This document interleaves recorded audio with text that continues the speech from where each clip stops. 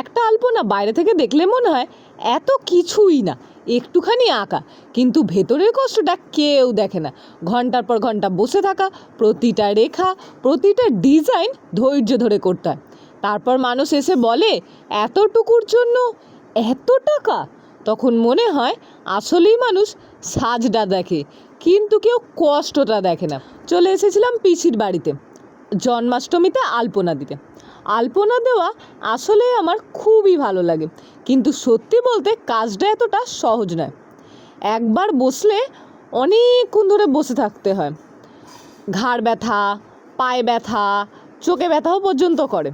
একটা লাইন যদি একটু এদিক ওদিক হয়ে যায়, পুরো ডিজাইনটা না নষ্ট হয়ে যায়। তাই বসতে হয় খুব মন দিয়ে। তারপর শুধু আলপনা দিলেই তো শেষ না, আজকাল আবার ভিডিও করতে হয়। একবার কাছে থেকে একবার দূরে থেকে ভিডিও করতে গেলে আলপনার মন ঠিক করে বসে না, কি ডিজাইন করবে যেন মাথাতেই আসতে চায় না। আবার ডিজাইনের দিকে মন দিলে ভিডিওটা যেন করতেই ভুলে যায়। তারপর ভাবি এ বাবা যা ভিডিও করা হলো না তো। তারপর আবার সময় দৌড়ায়, কি না বাড়ি ফিরতে হবে তাড়াহুড়ো করে, অসম্পূর্ণ কাজ রেখেই চলে আসতে হয়। অনেক সময় আবার পরের দিন করতে হয়। সবচেয়ে বেশি কষ্ট লাগে যখন এত কিছু করার পরেও মানুষ ভাবে এইটুকু জিনিসের জন্য আবার এত টাকা কেন। তখন সত্যিই ভেতরে ভেতরে ভেঙে পড়তে হয়, কারণ আলপনার পিছনে শুধু রং থাকে না, শিল্পীর ঘাম, ধৈর্য সবই থাকে।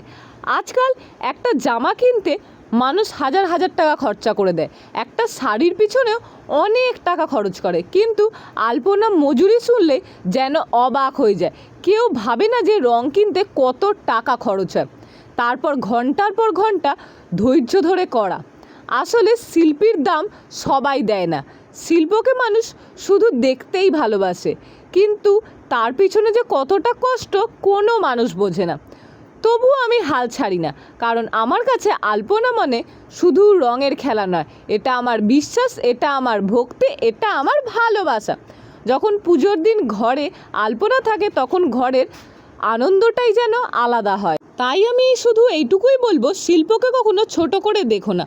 কোন আলপনাটা বেশি ভালো লাগলো, কোন জায়গাটা আরও বেশি ভালো করলে ভালো হতো, সবটাই কমেন্ট করে জানিও।